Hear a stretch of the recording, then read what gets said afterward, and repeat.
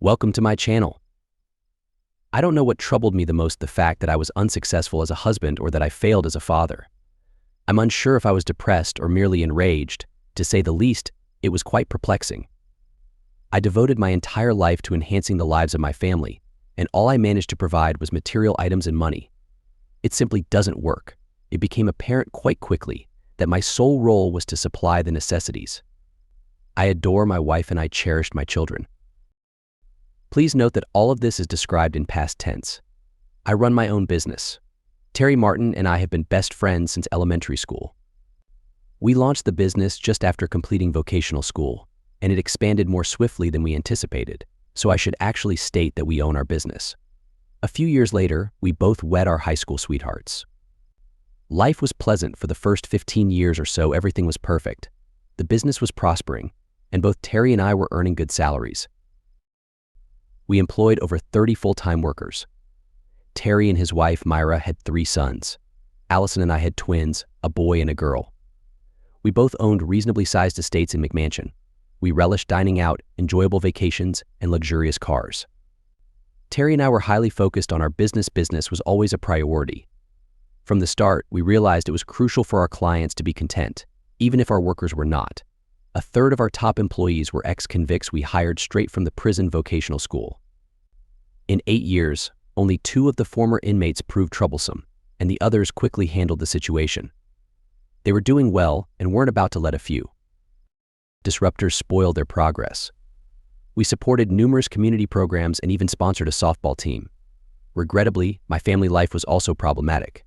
Somehow, my wife became actively involved in several progressive movements. I wasn't enthusiastic about it, but she allowed me to do my own thing, so I let her do hers. Politics had never been a part of our family life, but suddenly we started discussing current events and political matters. I tried hard to steer clear of such conversations, but it was futile. The more I withdrew from her or ignored her, the more determined she became. It was like being bombarded by CNN and Fox News at the same time. I began trying to avoid her, but it was challenging. As my wife and I grew apart, so did my relationship with my children.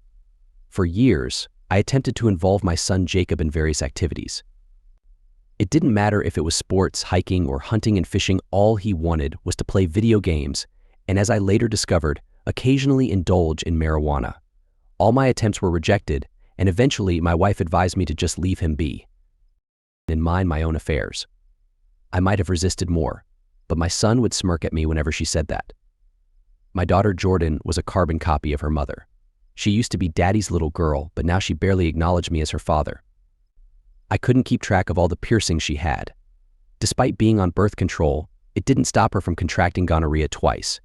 She enjoyed accompanying her mother to various political rallies and social events, but wouldn't even consider going for ice cream or pizza with her dad. I also stopped trying to connect with her. One of the most significant downturns happened when I refused to donate company funds to one of her projects. They wanted to supply addicts with sterile needles to prevent infections from shared or unclean ones. Allison didn't speak to me for a week. It was hard to imagine things getting any worse. The company's Christmas party was approaching, and Terry and I insisted that Allison and May handle it. Mene was more than willing to do so, but she had to coax Allison, kicking and screaming, to assist her. In the past few months, Allison had been going out increasingly often. She also embarked on overnight excursions to engage in various progressive activities. I wasn't sure whether they were protests, rallies, or seminars, but it didn't matter. Jacob had progressed from marijuana to pills. I didn't know which kind, but that was irrelevant as well. Jordan now managed her own website featuring vlogs. M&A did an excellent job organizing the Christmas party. She attempted to share the credit with Allison, but Terry and I knew the real story. We served beer and wine, but no strong spirits. We achieved 100% employee attendance, which I suspect was influenced by the annual bonuses. Allison and the kids attended, of course, but they didn't seem to enjoy it as much as everyone else. There were no social gatherings, but there was an abundance of food. "John, I need to talk to you for a minute," Terry whispered, trying not to attract attention as we stepped aside.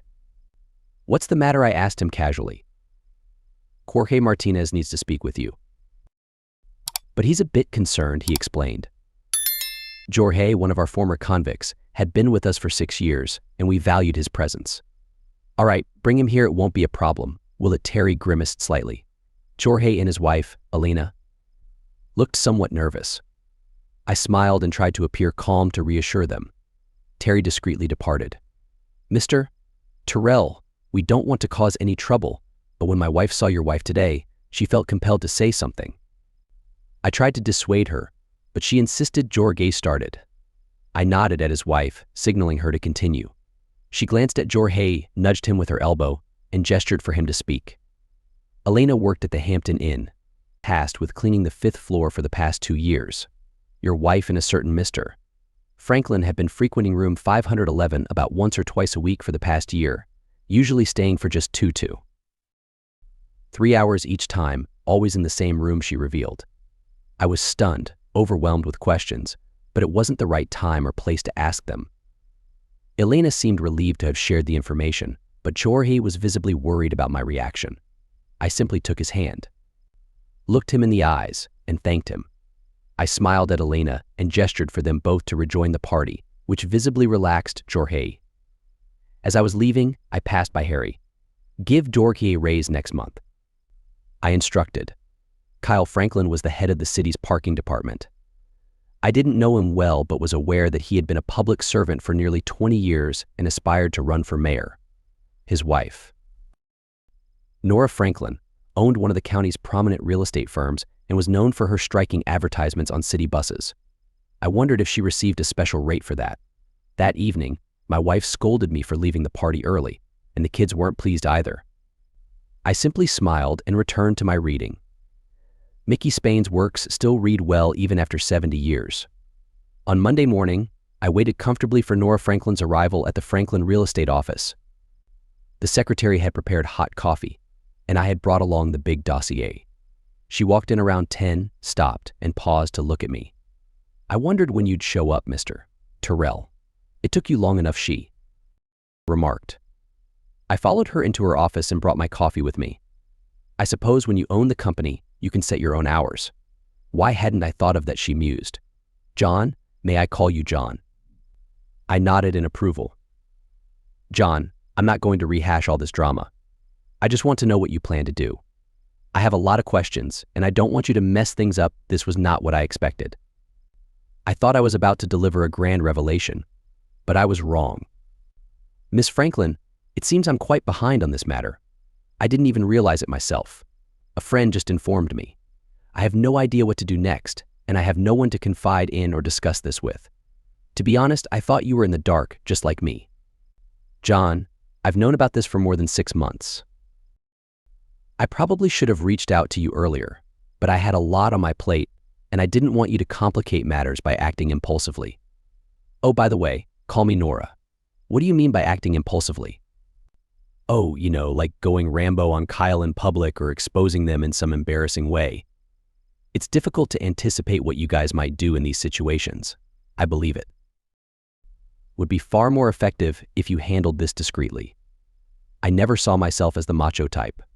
Well, anyway, what are your plans? How can I assist you? I leaned back in my chair and took a deep breath. I think we're going to need more time. Over the next 2 weeks, Nora Franklin and I became quite close. Nora had skillfully orchestrated her husband's exposure. The IRS was particularly interested in his tax affairs. Nora had diligently kept her personal and business taxes separate from his. The state prosecutor was investigating his misallocation of state funds designated for road construction and transportation to other vague projects. The city was examining his use of municipal funds for motel rentals and restaurant expenses. What made this really captivating was that she managed to synchronize all these investigations. However, none of these actions aided my personal situation. Still, she struck an intriguing deal to sell her real estate business. I might be able to do something similar. My primary issue was with my home and family. I no longer maintained close relationships with my wife or any of my children. I really didn't want to leave the business, but it seemed necessary. Nora had a plan. About a month later, I announced that we were moving to a new house. Allison perked up at this, but all I got from the kids were groans. They liked our house. Jordan became interested when I mentioned the pool, and Jacob thought the 3-car garage Might be cool. The visit to the new house went well. It was twice the size of our current one and cost more than double. Each of the kids had their own bathroom. Allison noted that we didn't have enough furniture to properly furnish the new place, but she seemed pleased when I said she could buy all new items. She liked the professional kitchen. To top it all off, I told them we would all get new cars. For the first time in many years, I felt like a great father and husband. Nora did a superb job finding me a new home. It took her only 2 days to prepare all the paperwork. When I informed Allison that Franklin Real Estate was managing the transaction for us, she winced a bit, but then seemed to accept it. Nora already had a cash buyer for our old house. It was intriguing to see my wife and my wife's lover's wife sitting at the same table to sign the documents. There were no forced pleasantries. We simply sat down and focused on the paperwork. The first stack to sign was for the sale of the old house. Allison and I both signed everything as presented by Nora, and then we had it notarized. We made $450,000 from the sale and transferred it to an electronic account. Allison felt pretty good and didn't pay much attention. She just signed. Next were the documents for the new house. Allison smiled when Nora mentioned the price was $900,000. She smiled again when I mentioned that I was putting the new house in her name for tax purposes. She thought it was a great idea. However, what she didn't notice was that it wasn't a purchase contract but an option to purchase. If she had read the fine print, she would have seen that the option was for 120 days. If the actual purchase wasn't made by then, the price would revert to $1 million and the $40,000 option fee would be forfeited. I didn't want to lose money, but in the long run, it was worth it. After everything was signed and notarized, Nora handed her the keys to her new house and congratulated her. It seemed sincere, and I could barely keep myself from laughing. Allison was fuming the entire ride home. She hadn't anticipated that I would actually put the house in her name, nor did she expect to receive a $10,000 gift card from our local upscale furniture store. Sometimes you have to invest money to earn money. The following day was dedicated to choosing cars. Jacob opted for a Mustang, as I expected, while Jordan surprised everyone by selecting a lime green Kia. Allison chose a white Lexus. I explained to both kids the importance of establishing a credit line. They seemed to grasp this, which made it easier to put both cars in their names and fully finance them. What they didn't consider was that someone would have to pay for the cars. I did the same with Allison's new Lexus. I insured each of the new cars for 90 days. The total out-of-pocket expense for all 3 cars was just under $600, mostly spent on tags and titles, a smart investment on my part. A week later, we all moved into our new home. The more Nora and I collaborated, the closer we grew. We met daily. Sometimes I assisted her with a project, and other times she aided me. It appeared that we were becoming very comfortable with each other. Terry managed our welding business, and Nora had sufficient staff to run the real estate office. All our efforts were focused on ending our marriages. Nora planned to wait until Kyle was charged by one of the investigating organizations. She didn't mind who would get to him first. My situation was somewhat different. At some point, I decided against a divorce. I had too much at stake, but I knew I had to act. I just wanted everything to be resolved as swiftly as possible. Nora came to the rescue once more. "John, have you ever been to Aruba only as a port of call while on a cruise? But I've never stayed there. Did you like it? I wasn't there long enough to decide." "Why do you ask?"